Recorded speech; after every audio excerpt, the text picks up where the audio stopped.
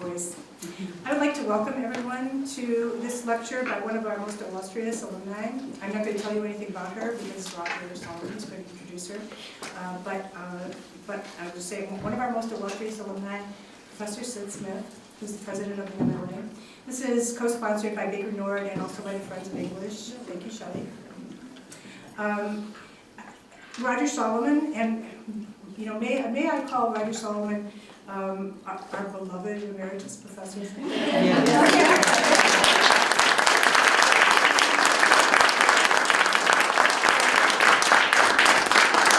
So Roger Solomon, who worked with Sid when she was here getting her PhD, is going to introduce Sid Smith, and he'll do a much better job than I ever could because he has this long, like working and professional relationship with her. So, Roger?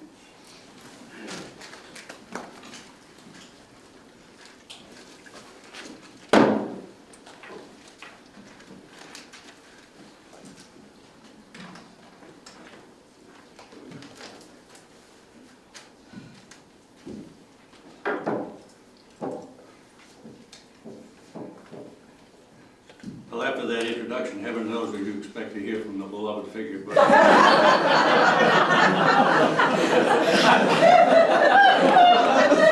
but frankly, I'm here to give you the real facts about Sid. It's my great opportunity. I'm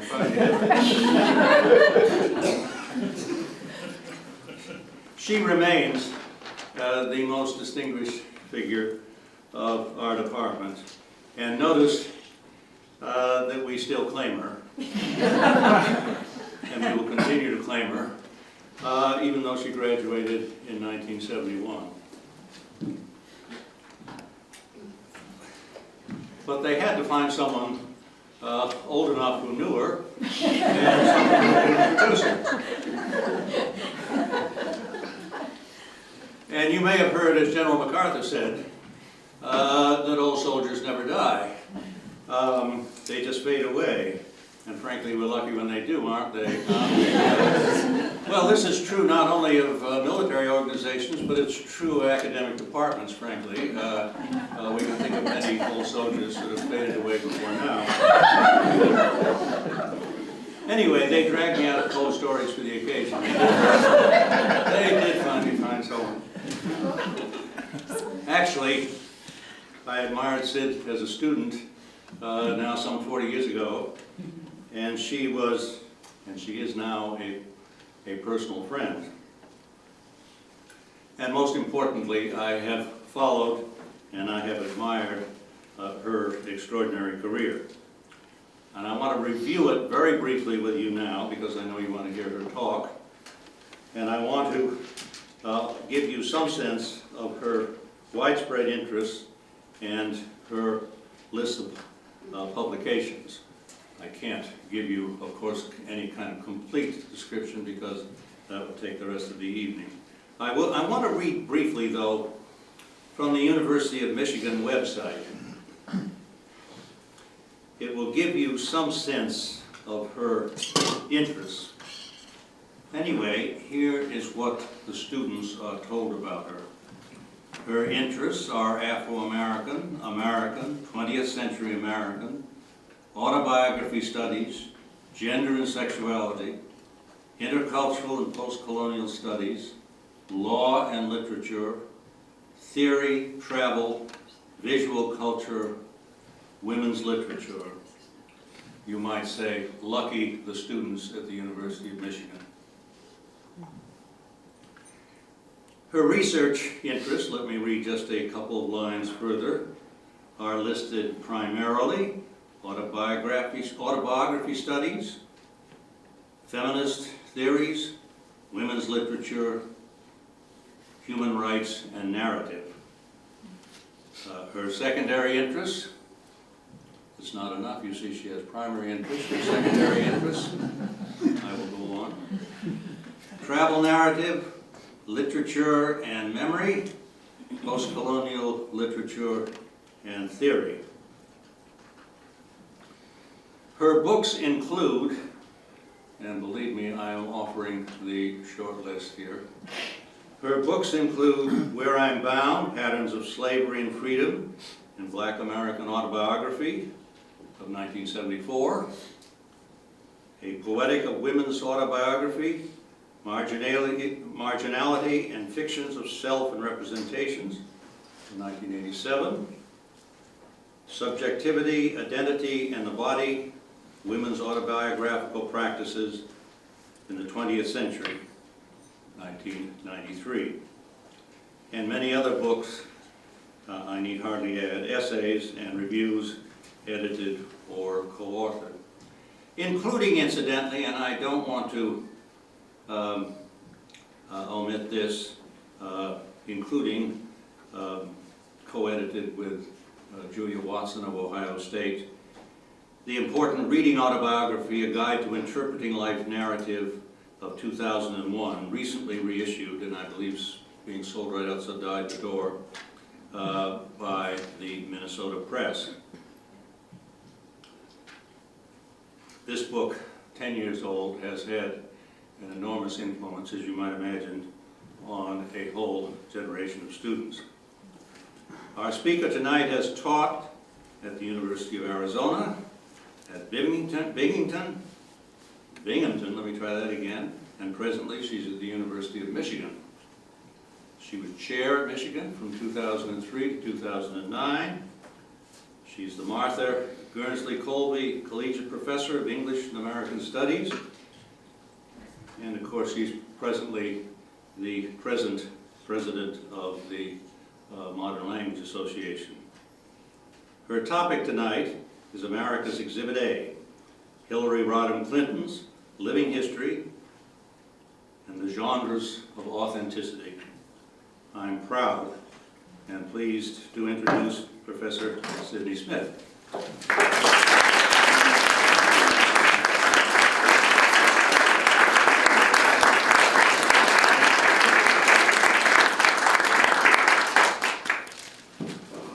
Thank you, Roger. I just want to say a couple, I think you took my remarks.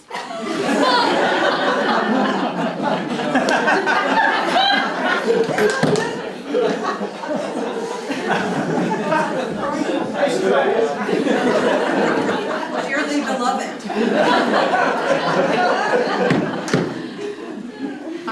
I just want to say a couple words before I start my talk. I am honored to be here today with my dear mentor, Roger, his wife Betty, and colleagues in the English department, PK, whose course I took in 1968, Mary, Martha, Chris, Athena, Marilyn, and Bill. This department provided a haven for me in the late 1960s when I started here in '68. I can still remember the moment I received a phone call telling me that I'd been accepted into the PhD program. I was in the office of a junior high school in Lake Olmsted, where I was teaching 9th grade English. I just had to find a new life. Monitoring young boys whose only desire was to project spitballs at unwitting girls during study hall was not my idea of a life. This department welcomed me and welcomed women at a time when it was still difficult for women to be taken seriously as potential scholars. And then I was so fortunate to have Roger as my dissertation advisor. You see what I mean. His style is so different from mine. And certainly it was different from mine when I was me at the end of the 1960s. He was so patrician, so formal, so serious. His style of speaking so measured that at times I had to prevent myself from finishing his sentences. But he was unfailingly there for me. He gave me my dissertation topic, African American autobiography. And through the next year, he gave me his time. We had monthly meetings to go over the chapter that I had produced. And so in the end, he gave me the beginnings of my career, a career that's been lived in the humanities. In my family, there are 2 people with doctorates from Case. One in English, and the other, my brothers, in physics. The Smiths of Bay Village, Ohio. I won't go into that. Are attached to this place in Cleveland, where we grew up. And so to the members of the English department, to Roger and Betty, and to this institution, I will always be indebted. Thank you.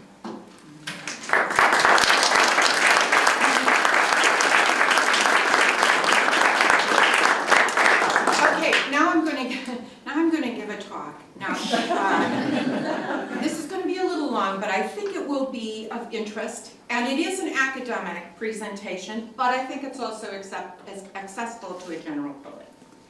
So, here we go, America's Exhibit A. As the old canard goes, a year is a millennium in politics. So what the candidate lineup will look like in 2016 is far from predictable. But for many politicos, the expectation is that Hillary Clinton will make a second run for the Democratic nomination and then for the White House.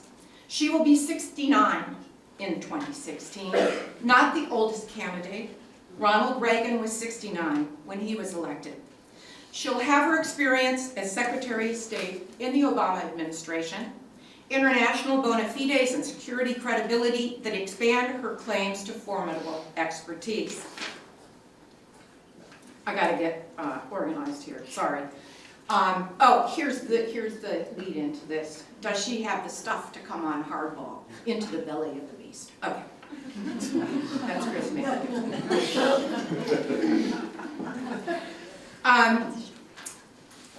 Chances are she will have written another book, this one on foreign policy. Clinton's 2003 best-selling autobiography, Living History, will more than likely be reissued sometime before the campaign begins in earnest. It will probably enter the New York Times bestseller list for a second time.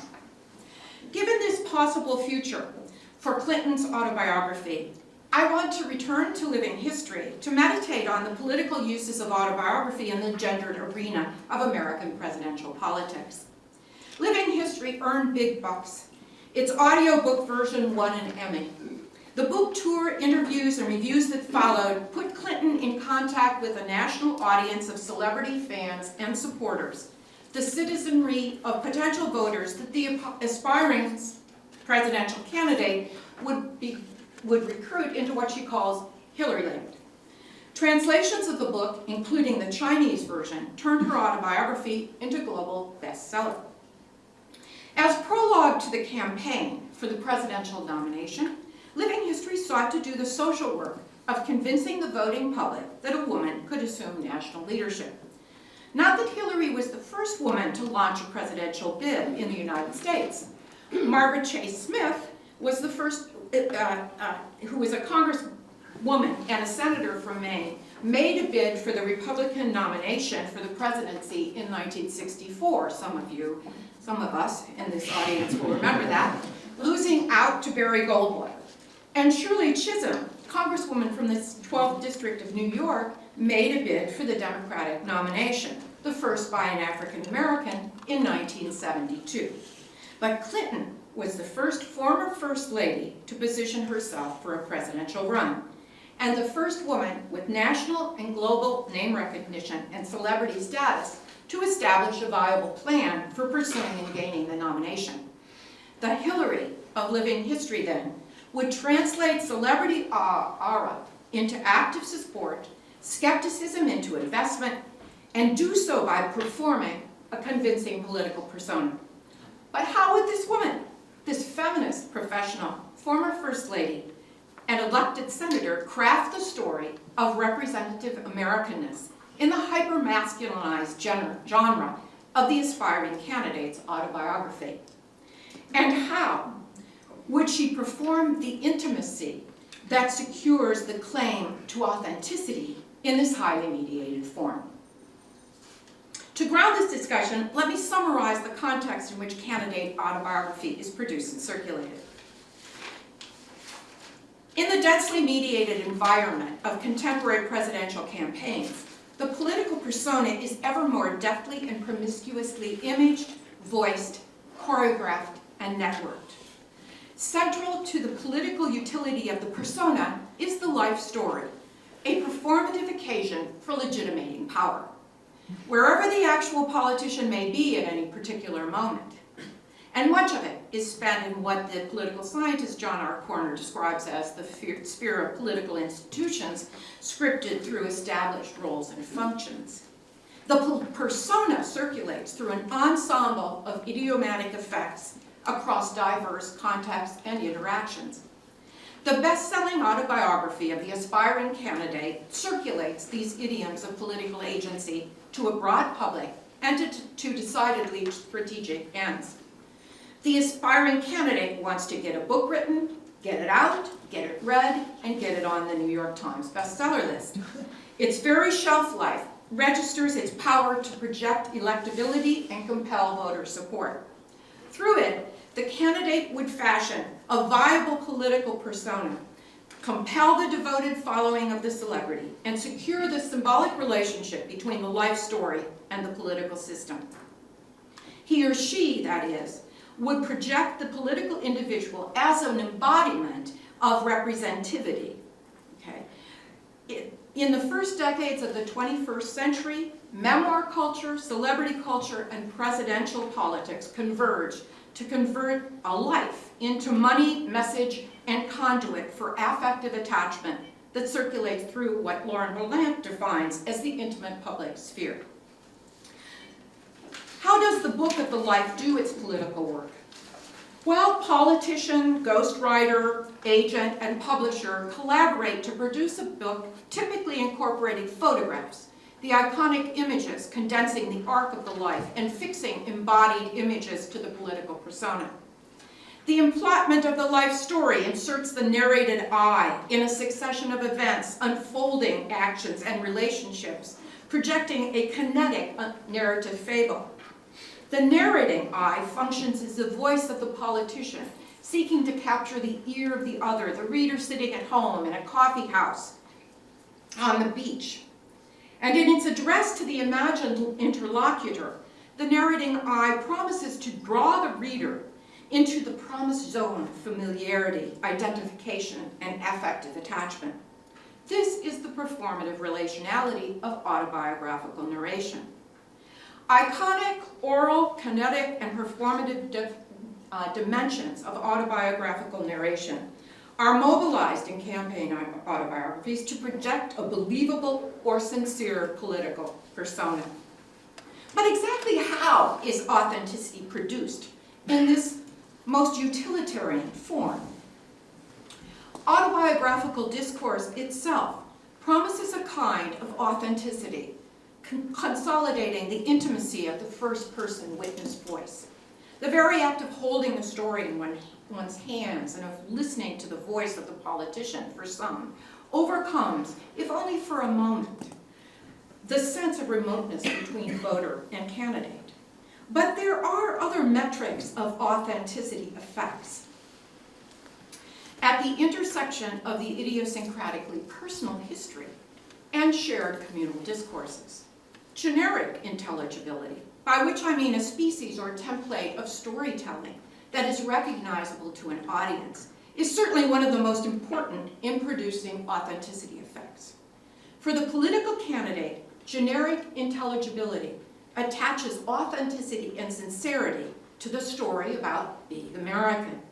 Since the candidate has to embody the American story to convince the public to imagine him or her in the White House, the aspiring candidate renders citizenship intelligible through the intimate address of autobiographical narration. And it is to the authenticity effects of generic intelligibility in Clinton's living history that I now turn. Now, there are many aspects of living history that seem unrelievedly instrumental and thus inauthentic. Its carefully controlled voice, its pandering to the myths of American identity and patriotism, its self-serving defense of the Clinton presidency, its cronyism in naming functionaries, luminaries, and acolytes, and more.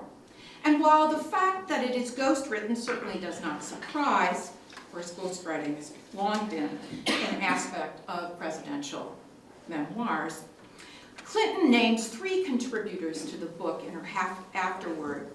And this kind of ghostwriting exposes kind of the postmodern bureaucratization of the candidacy, its standardization, packaging, and test marketing.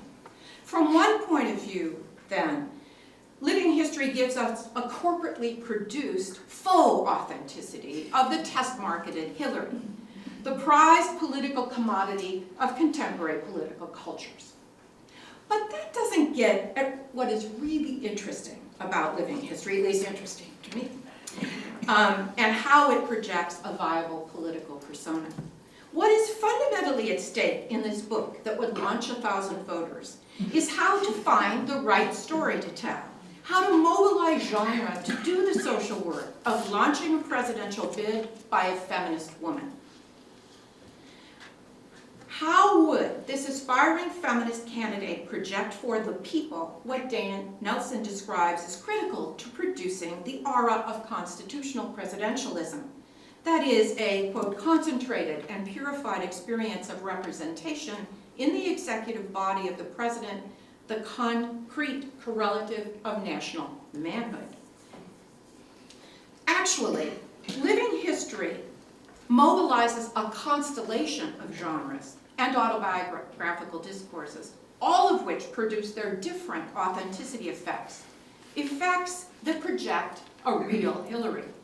In following the diverse strands and entanglements, excuse me, in following the diverse strands and entanglements of these genres, we begin to understand how the published autobiography produces or not the authenticity effect of what might be called a real Hillary, the convincing persona that is always at stake in the political field.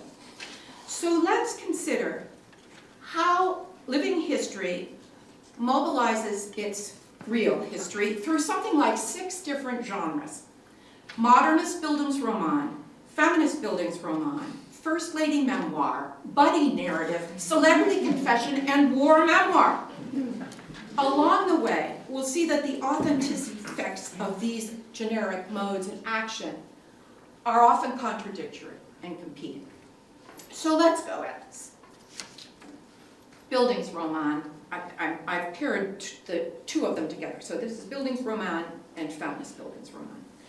Living history seems a robustly modernist autobiography, characterized by its retrospective narrative trajectory, its developmental, autonomous narrated eye, and its narrative grammar of modernity as a telos of freedom and progress. In this, it reproduces a highly intelligible mode of political memoir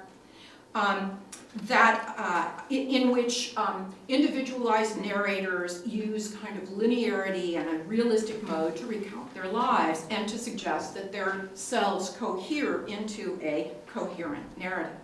Indeed, living history can be read as a coming-of-age story of education, maturation, and a journey of subjective incorporation as a kind of normative national subject.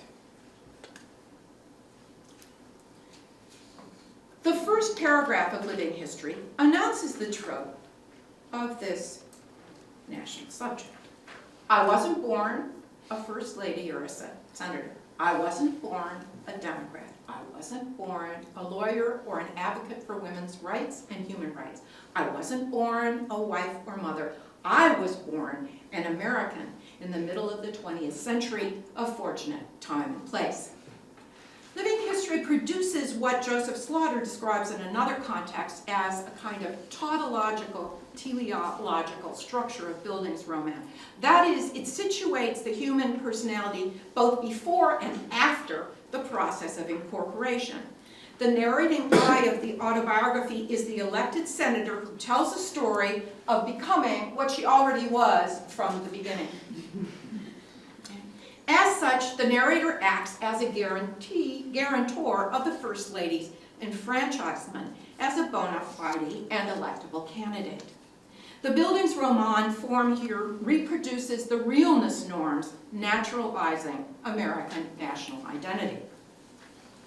Through the performative act of life writing, the narrating eye of living history registers the characterological features of modernist subjectivity, among them free will, intelligence, mastery, entrepreneurial autonomy, and ambition.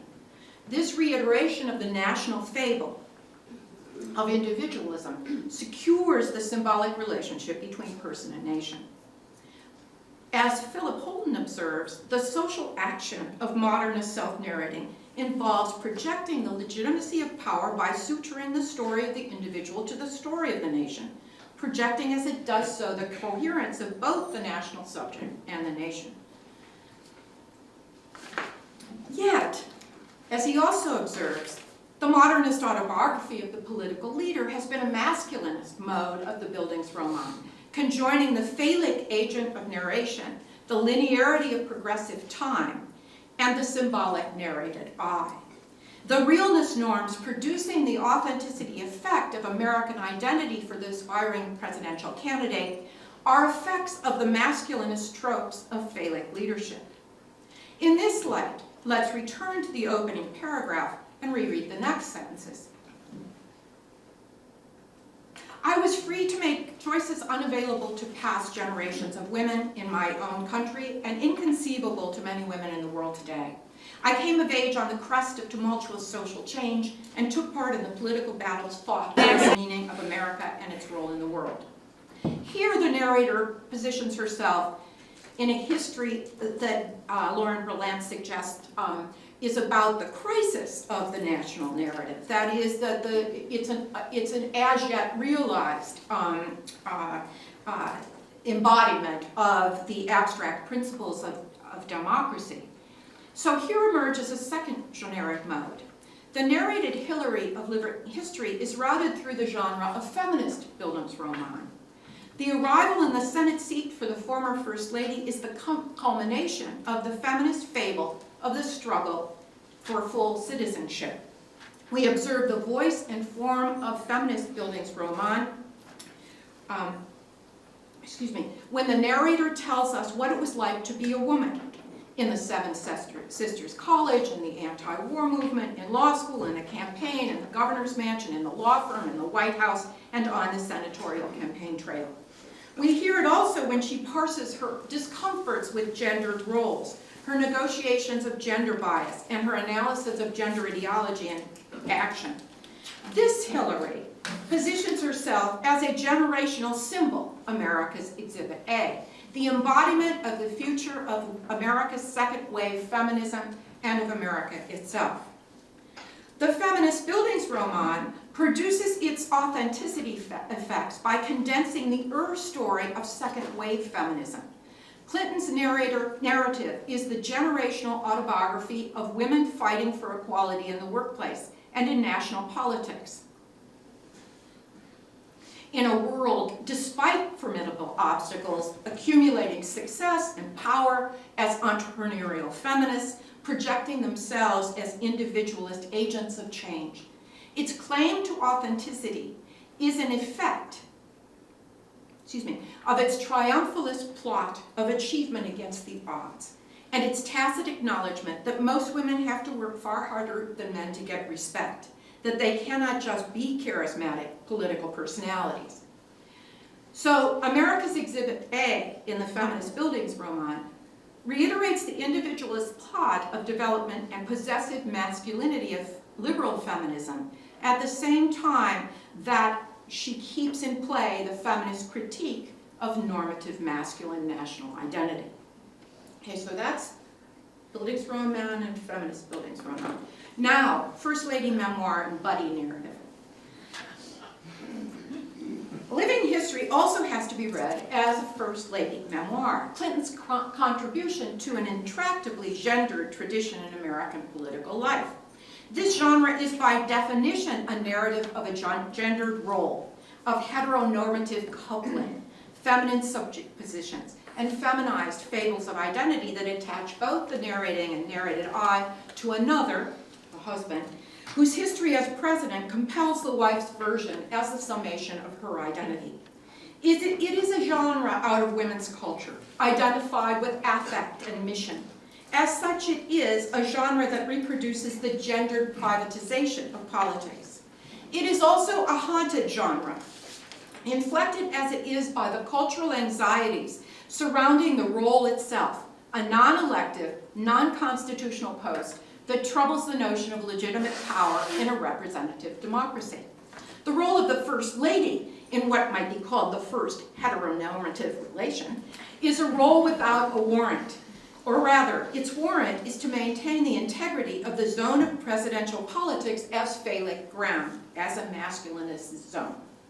Hillary Clinton was not the first activist and politically savvy advisor in the role. Merely recall Eleanor Roosevelt and Lady Bird Johnson, for instance. She was, however, the first avowedly feminist in the White House, and her version of the genre is one of role discomfort. Of the 1992 presidential campaign, here's the back cover. So it's a back cover of photographs that collectively produce this role of a kind of this gendered femininity and gendered role. Okay, really, of the 1992 presidential campaign, the narrating I observes, I had worked full-time during my marriage to Bill and valued the independence and identity that work provided. Now I was solely the wife, an odd experience for me. In telling the story of this gendered role, which she describes as an ideal and largely mythical concept of American womanhood, the narrator of living history interrupts the grammar of liberal feminist Bildungsroman. In this mode, the narrator tells of constant failure either to fit or to escape this sentimental role's ambit. Nor can she escape suspicions of political illegitimacy. Clinton's narrative becomes one of role objection. It exposes the way in which she is an inappropriate subject, an ambitious, excessive subject who cannot contain herself within normatively feminized role boundaries. To manage the political persona of the woman who would be president, the narrator of living history reconfigures the First Lady memoir as a buddy narrative of the first partnership. Through the buddy narrative, the narrator shifts from the subject position of the sentimentalized wife to the subject position of a sidekick. This is living history's fourth generic mode. Now, Bill and Hillary Clinton presented themselves to the nation as the first buddy ship. And of course, it's interesting that they named their White House dog Buddy. When they arrived at the White House, and during the 8 years in residence, the Clintons packaged their relationship to the American public as a working relationship and a new kind of first marriage. A dual career marriage in the White House required media management because it so predictably drew fire for its rescripting and disruption of gendered roles and affects. Clinton wore her pantsuits. Bill emoted for the public and the electorate. Bill and Hillary, as a presidential package deal, confused the norms of the first couple's heteronormativity in ways that unsettled public-private boundaries, that unsettled the idioms of a kind of patriarchally organized relations, and the gendered politics of leadership. In the first buddyship, affect and agency became fungible features of presidential leadership. This fungibility persists in the rhetorical moves of Clinton's living history. The narrating eye of the first professional managerial couple places herself at the center of presidential politics, as in this passage, where she bemoans the failure of the Clinton healthcare initiative. Now just listen to this, it's so wonderful. Someday we will fix the system. When we do, it will be the result of more than 50 years of efforts by Harry Truman, Richard Nixon, Jimmy Carter, and Bill and me. Yes, I'm still glad we tried. The slippage of the initial we of the American people as a kind of collective to the second we of Bill and me registers Clinton's self-figuration as co-president during the Clinton years. Consider as well the passage where she tells of the presidential visit to Jordan and Israel in October of 1994. Quote, heading back home, I believed I was leaving Israel another step closer to peace and security. End quote. In such rhetorical gestures, the narrator of living history inserts herself rhetorically in the subject position of co-equal partner in the phallic arena of presidential leadership. The narrator of living history mobilizes the power of rhetoric to intimate that she has already been a real president, already inhabited the subject position, and exercised the phallic leadership attached to political leadership, in reality and in the pronouns of narration. This, we might argue, is authenticity by pronomial location.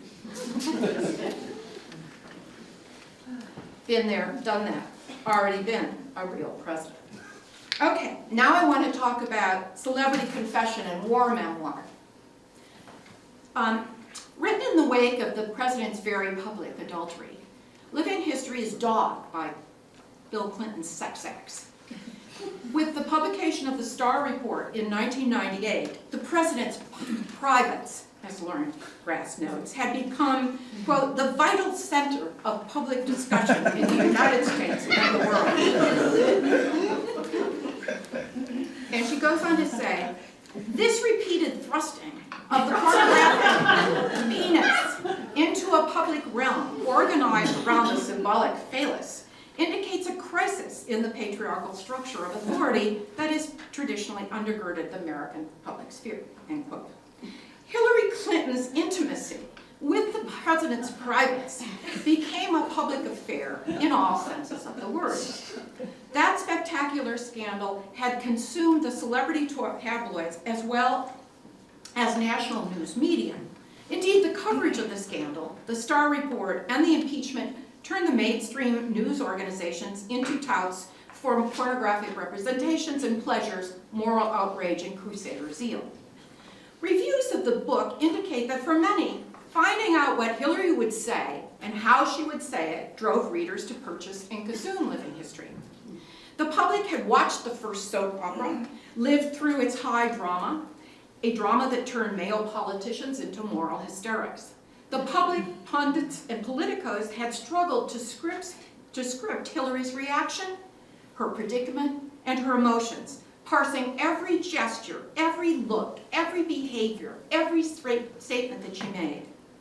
In its remediations of Hillary's predicament and response, her celebrity, initially attached to her position as First Lady, intensified. With the publication of her story, readers hoped for the first-hand account of what Hillary really felt about her husband's philandering and her own public humiliation.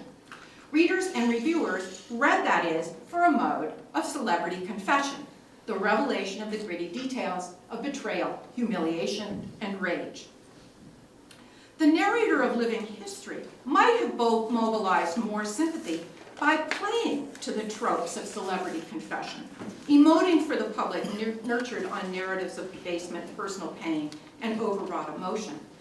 But to manage authenticity through the performance of this script, to take up this subject position of the wronged wife, would be to keep Bill's penis in the story, and with it the identification of political leadership with the phallus. Moreover, to succumb to the reader's desire for intimate details of unhappiness, rage, shame, and humiliation would be to depoliticize Hillary as a presidential aspirant, to keep her in her place, the place of the wounded heart. The Hillary of living history manages the history of humiliation by refusing to shift into the generic mode of confession. She refuses the narrative of individualizing and privatizing sentimentality with its promise of titillation and the pleasures attached to witnessing another's debasement. She says next to nothing about how it felt to endure her husband's philandering and its aftermath, and this is about what she says. Instead, the reader observes the performance of stoic self-discipline, as the narrator keeps the wronged wife subject position in abeyance. And the generic mode here is war memoir. Throughout living history, the narrating eye claims the stance of the subject under assault. But the assaults are not inflicted by a philandering husband, and the perpetrator is not Bill Clinton. Wrongs are wrought by political opponents, and the perpetrator is the Republican Party. and the media. In other words, the narrator displaces the mode of confession with its allure of intimate revelation onto a survivor narrative, a public genre mobilized for the collective action of redressing wrongs and the wrongs of rights denied. The narrator herself represents herself as having survived the assault on everything that she ever did. The assault on her past, the assault on her character, the assault on her gendered humanity as insufficiently maternal, insufficiently feeling, given to irrational anger. In the discourse of Clinton's war memoirs, the terms of reference are enemies, battles, and victories. This was all-out political war, the narrator says of True Brigade. In the chapter entitled Soldiering On, she describes wearing armor that thickened over the years. Quote, "We soon learned that nothing was off limits in this war and that the other side was far better armed with the tools of political battle. Through generic adaptability, the domestic battle of the sexes of heterosexual coupling becomes a national battle between the right and the left, the Republican and Democratic agenda for the nation. In eschewing celebrity confession and mobilizing warrior discourse to ground the narrative grammar of the survivor story, Clinton's narrator inhabits the subject position of the battle-scarred woman warrior and rehearses the idioms of muscular masculinity associated with presidential power. As First Lady, she didn't have her finger on the button, she hadn't ordered the armed forces to the field, but she mobilizes the discourse of warfare as a proxy for performing the defining acts of a presidency. She provides evidence to her readers that she can exercise the masculine discipline of failing leadership. The real Hillary in this script is not the emoting, debased wife. The presidential aspirant is not looking to secure the bond with her public and potential voters around domesticated pain and suffering. She is looking to secure a bond around the figure of the warrior, stoical and single-minded, who soldiers on and fights for the country as an agent of the nation's muscular defense. The survivor hones the hard presidential body, promising the electorate protection, safety, and ruthless firm certitude. So, how to be Hillary? The case of Hillary Clinton's living history and its management of being American captures what's at stake in the political arena for a feminist who would be president. Bildungsroman, feminist Bildungsroman, First Lady memoir, buddy narrative, celebrity confession, war memoir.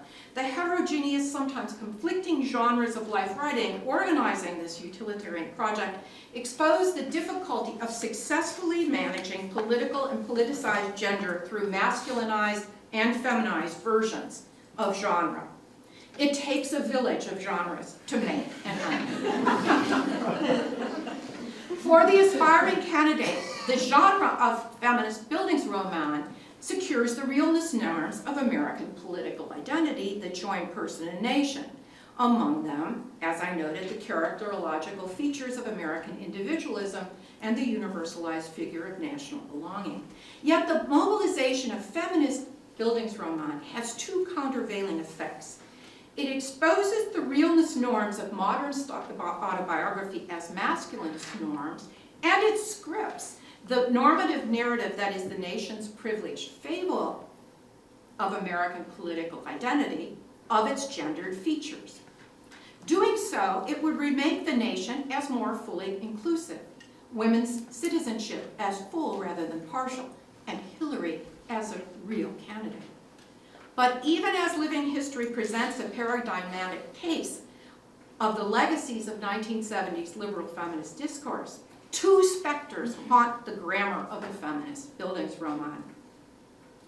First is the specter of what Rush Limbaugh calls a feminazi, the woman too strident, humorless, power-hungry, and threatening to elect to lead the nation.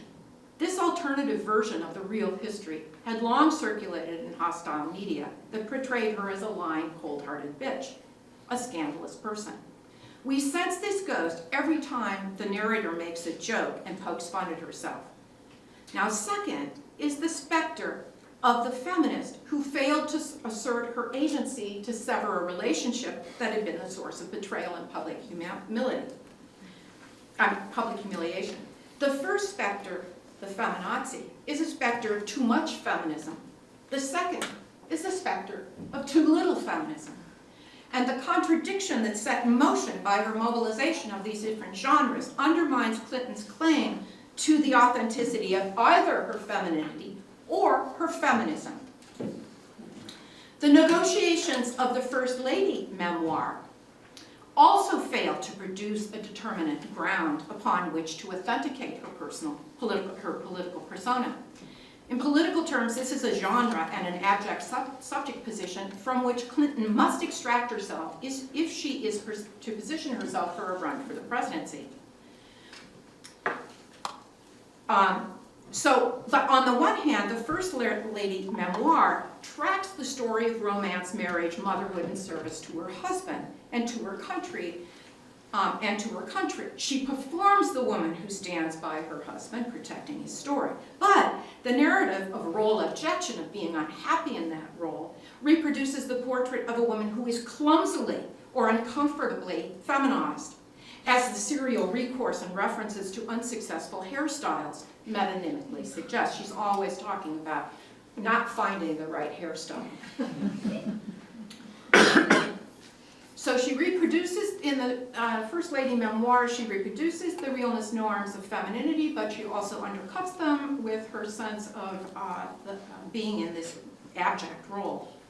Now, the insertion of herself in the subject position of co-president in her version of the buddy narrative leaves Clinton open to charges of unseemly and opportunistic self-aggrandizement. Excuse me. And this is demonstrated by the attacks on her credibility by Republicans. Among them, if any of you read this, Dick Morris's book called Rewriting History. Featured on its cover is a cut-up of Clinton. Her mouth in close-up appears on the top half, her eyes in close-up on the bottom half. The mouth signifies on multiple levels as a danger zone or sprung trap of authenticity's appearance, as a site of female seduction, as the other feminine mouth she didn't have, the brightly soft one of Monica, as the origin of lying and subterfuge, as a toothed vagina.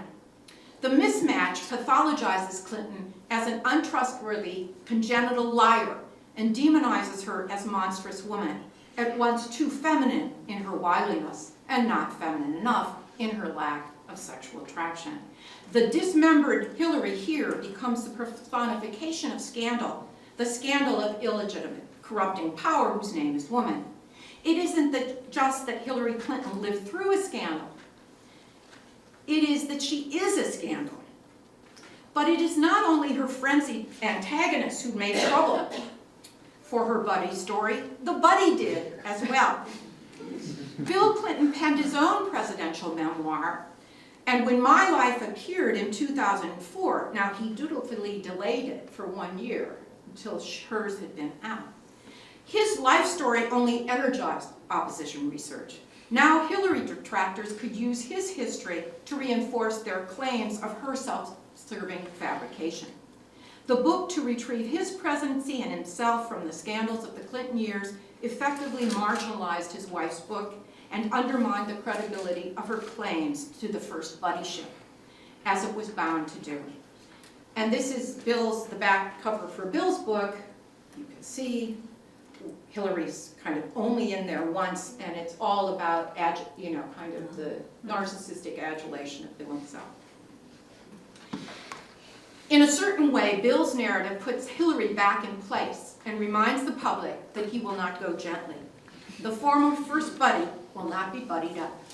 In one more way, she comes across as overreaching and unbelievable. Then there is the effect of managing public humiliation of the Lewinsky scandal by eschewing the confessional mode.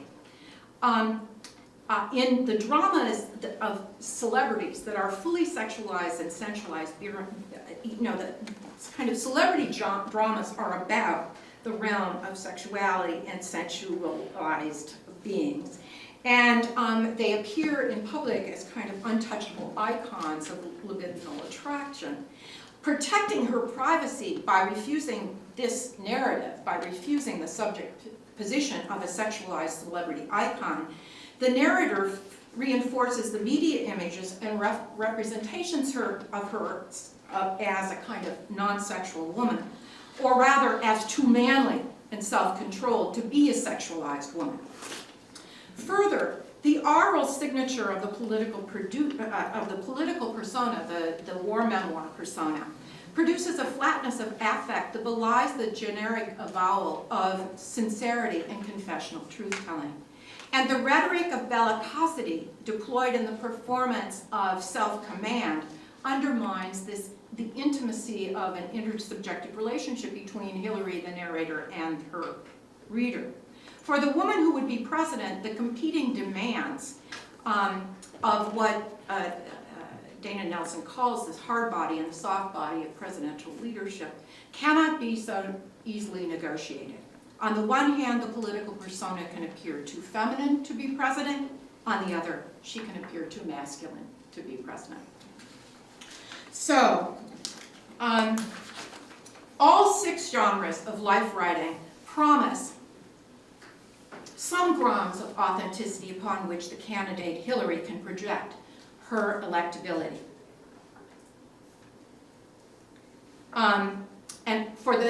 And she needs to produce this notion of a kind of real Hillary, a unified subject, because that's what's needed for the effective political persona. And Hillary, the Hillary of living history, would perform that. If you look at this, the iconic image on the front of the cover certainly tries to do its paratextual work in that direction, to give a sense of consolidated subject, one who's a unified image, a real, self-knowing, self-sufficient subject. But you can't always read a book by its cover. In the contradiction set in motion through the autobiography by the cacophony of genres exposes the restlessness of subject positions these genres would fix, and the unity of the political persona, that is the Hillary, that she would consolidate for her reader. The subject positions: American individualist, second-wave feminist, first lady, buddy, wrong woman, war hero. The gendered identities: feminine, feminist, phallic, queer, a kind of queering of them, neither one nor the other.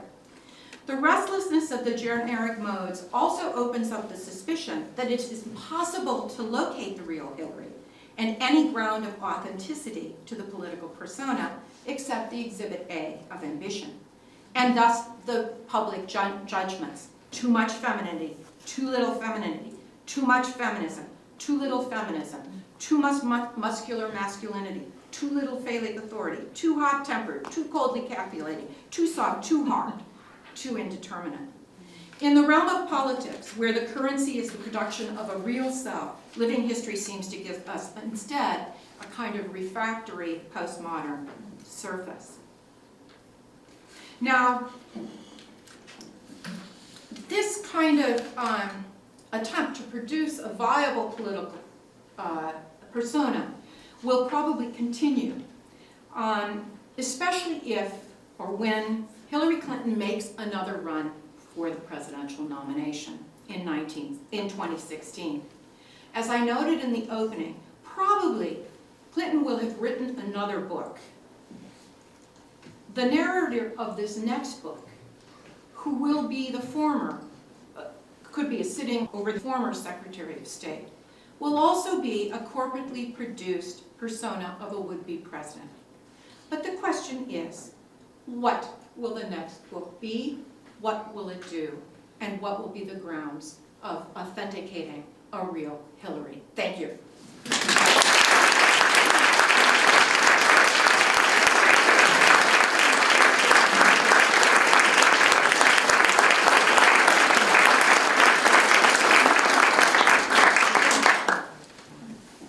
Here's just something to look at. This was taken off a couple months ago. I mean, it's still out there. Both "We love you, Hillary" and "Why don't you get a different hairdo?" I'll take, I don't know whether you usually do questions, but I'll be glad to take, I mean, and it is late, but if anybody wants to ask a question or comment on it, yeah. It seems to me there's another sort of ghost story that book is battling with, and that's TV. I mean, TV's a weird thing where the subject is autobiographical and is treated as a biographical subject simultaneously. And I'm wondering if you can talk a little bit about how the book was sort of confronting this kind of pre-existing history of her that she has to, endorse parts of, reject parts of, rewrite in a book form, when the powerful medium in our culture is that visual medium that she's being constantly exposed to during this time. You're absolutely right, and of course, all of the ghosts that haunt this are the ghosts of the Hillarys constructed by the media. Whether you were a Hillary supporter or a Hillary detractor.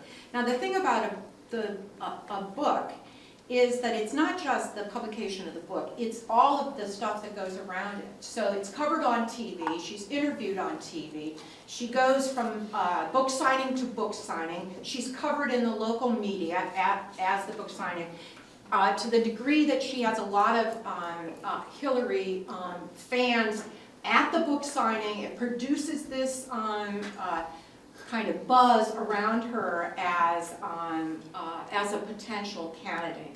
So I think and then it's translated into other languages and then gets played elsewhere around the world. So there's a way in which the book. It's the book ensemble, it's the book, it's everything that goes around publishing a book and using that as a way to meet the public. But you can, the thing about it is, and it's not a very interesting read as a book. It's very functional in a way. But you can see how her ghostwriters, I mean, she has these ghostwriters. I'm sure she taped some of this and then also kind of did some of the editing and decided that this was acceptable as a presentation. You can see how they're constantly trying to both counter the media, and that's that kind of the war memoir mode, counter that, put out your story, challenge the ways in which you've been presented in the media, but also kind of seduce the media or get them to have another shot at the media about her qualifications. Because she had to shift from the First Lady mode to a mode that would present her qualifications as a real potential candidate. And I mean, we saw the problems with the media all the way through the primary season. It'll be interesting to see, given what's happened with the number of women who have become political celebrities now, how that, if she makes another run, and I suspect she will. I mean, I think she's going to make another run. I mean, I think it'll depend on what happens to Obama in 2012. But she's not done yet. I don't think Hillary's done yet. I think she wants to be the first woman president. And she circulates in a slightly different way now as Secretary of State. There's a kind of aura around her of competency that people are conceding even on the right. So she's had a performative arena in which to produce a counter-narrative to the narratives that, the legacies of those narratives from the 1990s and early 2000s. Yeah, Thea.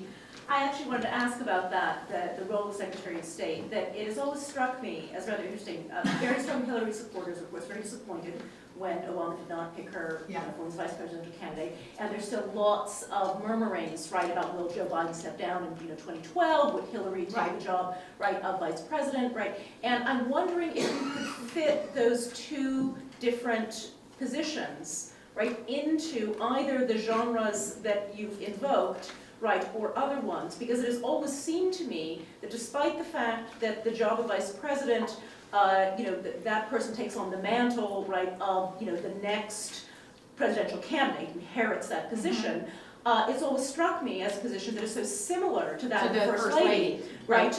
And that the Secretary of State, right, is so much more, would seem to me, in the genre of maybe the war memoir. That was the only one of those that I could really see as connecting to it, right? Do you see, I'm not asking really to comment about whether she would take that position or not, but can you fit those into either new or existing genres for her that would, make it preferable, I would think, to stay in the genre of perhaps the war memoir or whatever we would add in Secretary of State rather than that of First Lady's vice president? I mean, I've heard people say that that's what they think that move is going to be, the talk about Biden, the rumblings about Biden being, stepping down as the vice president, not during this term, but when Obama runs again, to make way for Hillary.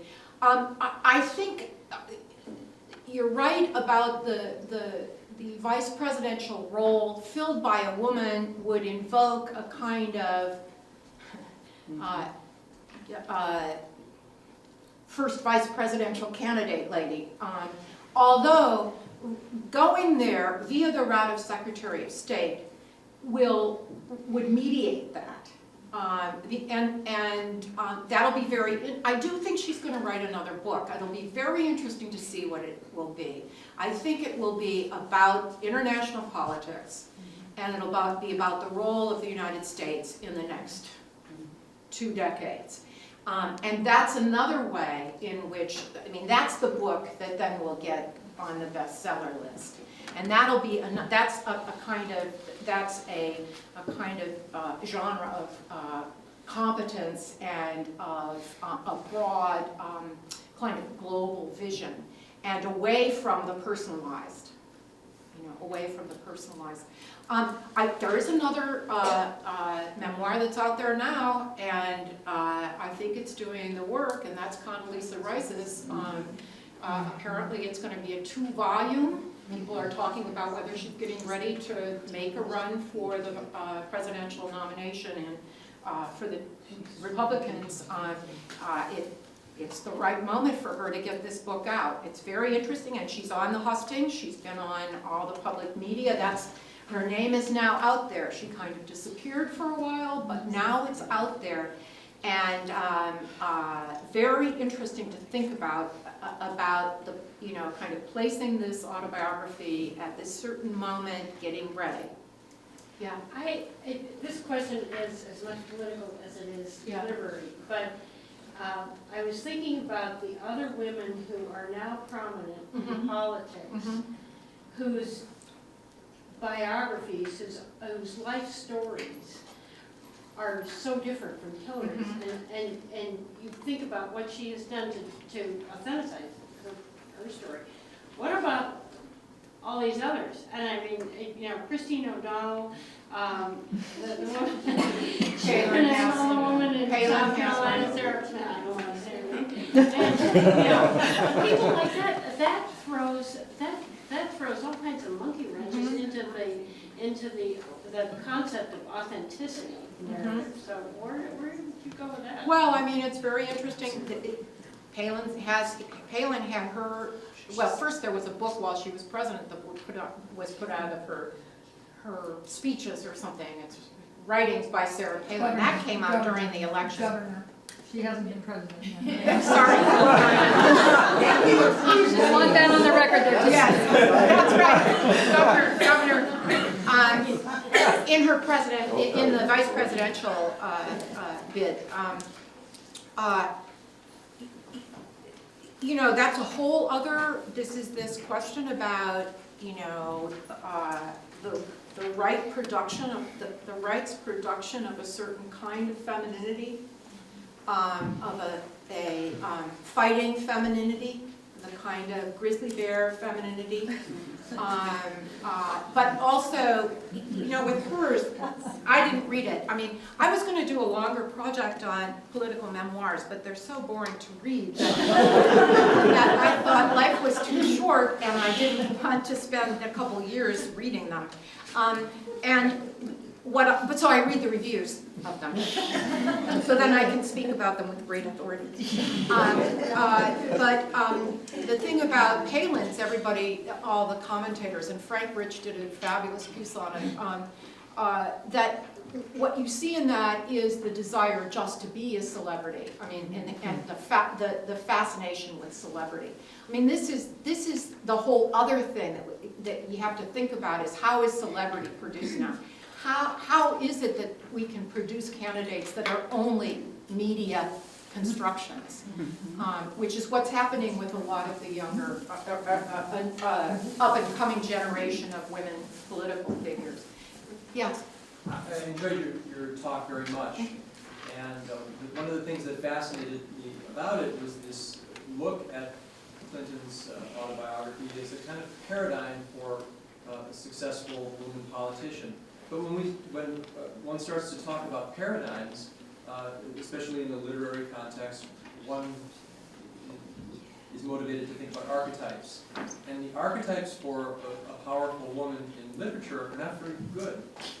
If we go back to the sort of or paradigm of a woman who takes the prerogatives of men, we might think of Clytemnestra. Going back to Homer and seeing this image recreated in Aeschylus, it inevitably ends up badly with the woman behaving like a man, taking a man's power, usually ending up dead.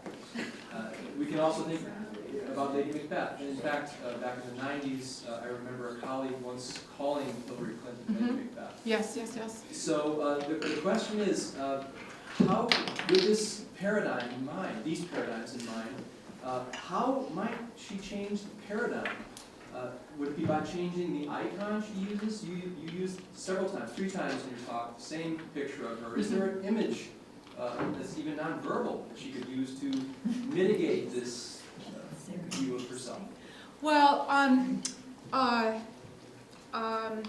I think that, I mean, one of the things that happened in her senatorial campaign that there's been some really interesting work on by feminist political scientists is that Hillary did a good job of refiguring herself and being seen as more down to earth.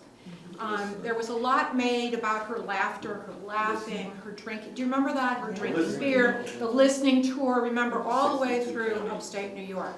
To become less remote. And that, I mean, it was totally, it's not totally scripted. That's as much a corporate production as anything else. But it was a performance of a more, folksy Hillary. So, and I think what happened, and it served her well in that campaign, what happened in the, and you'll all have analyses of what happened in the primary campaign, is that Obama's rise threw her, I think, and it was hard to figure out how to be Hillary each time she was someplace. I mean, especially in the debates, how to be Hillary. What Hillary was she going to be? For a feminist who wants to be president, it's not an easy thing.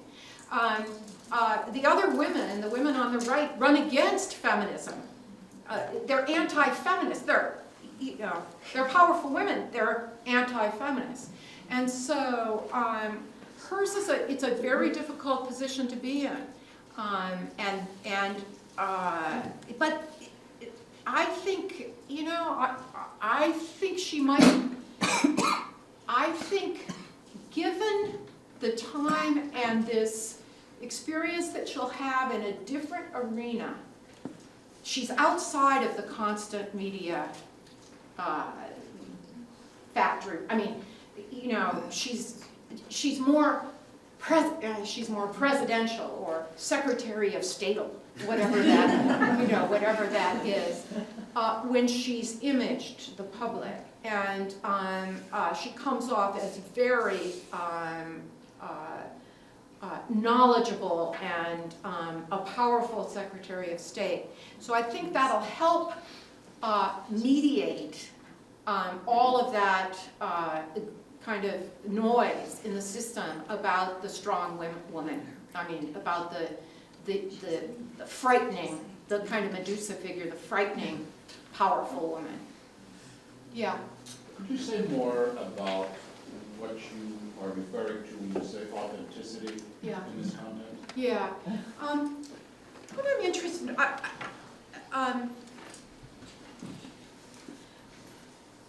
people talk a lot. When I teach autobiographical narration to, say, undergraduates, they want to hold on to something called the real self. So when they're telling their stories, this is the story about the real self. So I'm particularly interested in what is it about autobiographical narratives that produce the illusion that you've gotten the real self, because I don't believe in real self. But, so there are metrics of authenticity. It's how what do we ascribe sincerity and authenticity to? And that's what I'm interested in here. And genre is one of the ways that we do that, because through genres that if we tell our story in a generic form that everybody knows, that's culturally common to us, then we feel, I know that story. That's a real story. That's how I would tell my story. This must be the real story. So that's what I'm trying to, but the problem is there are a lot of different kinds of storytelling modes, and they all produce authenticity in a different way.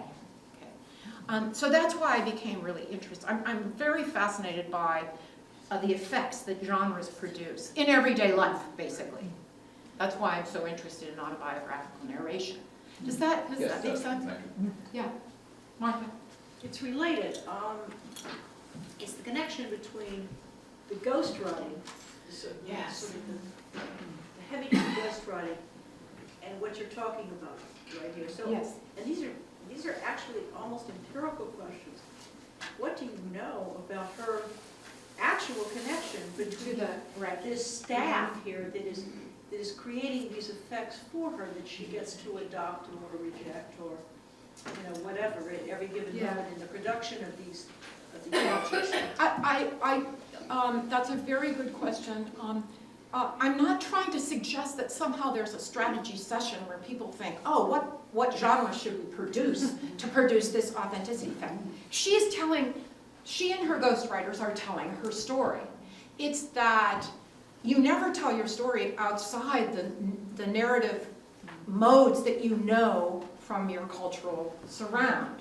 So what are they drawing on, kind of, and what does it mean then to position herself as a woman warrior, which she does. And it's not, I don't think they went in on a certain day and said, well, we need to have a little more muscular masculinity in here. I'm trying to convince people that I can be president.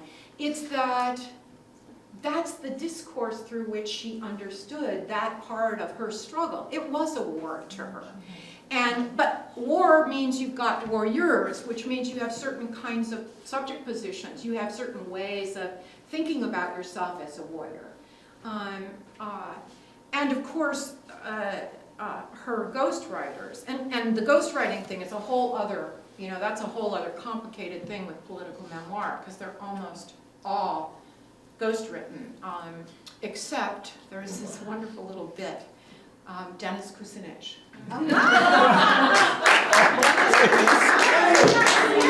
Dennis Kucinich wrote his, and Obama, he'll probably have some ghostwriters now. He wrote Drinks with My Father himself, but that was not a political memoir at the time.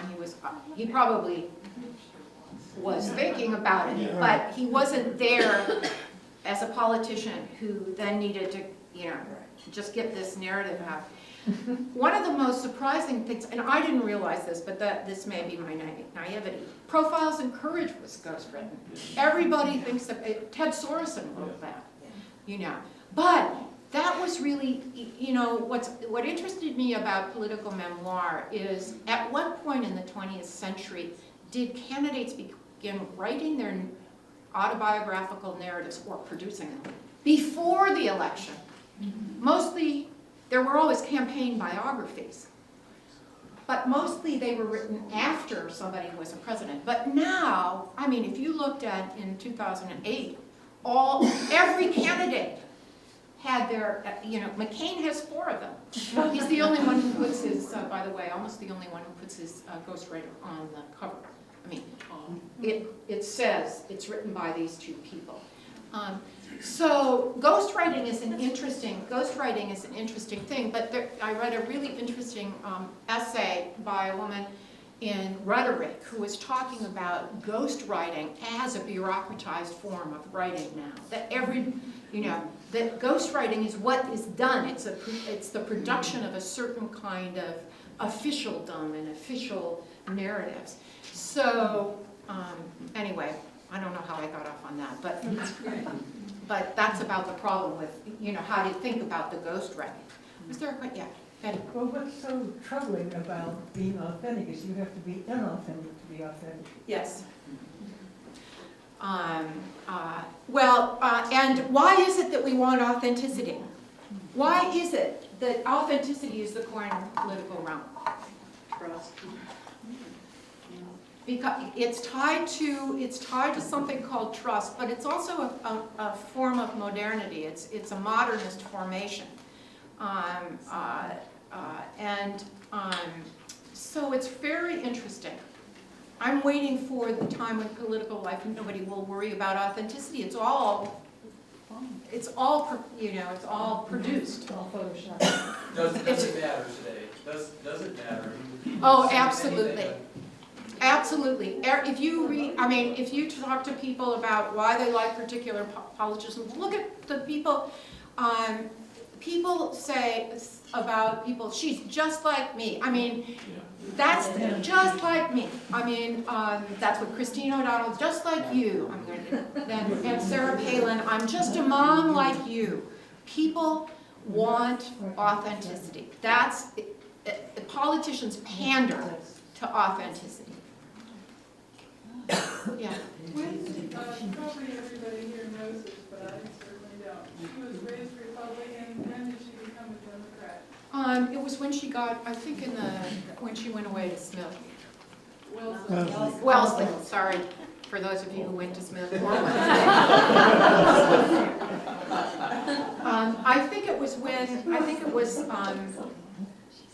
when she was in college. But I'm not sure, I can't remember. Could have been in law school, could have been when she met Bill. I think it was, I don't know in her book whether she says the right, she doesn't make that an epiphanic moment in the text. So I don't know. But she said she was a Goldwater girl. Right. Yes, she was a Goldwater, so in '64, but she's 5 years, I mean, so, that was in high school. She was in high school when she was a Goldwater supporter. Somebody else, yeah. I'm interested in thinking about the autobiography of the presidential aspirant as an unfinished narrative, and to what extent is its unfinished quality kind of a function of its effectiveness? I thought about this. Of its what? Of its effectiveness. Effectiveness? Primary candidate.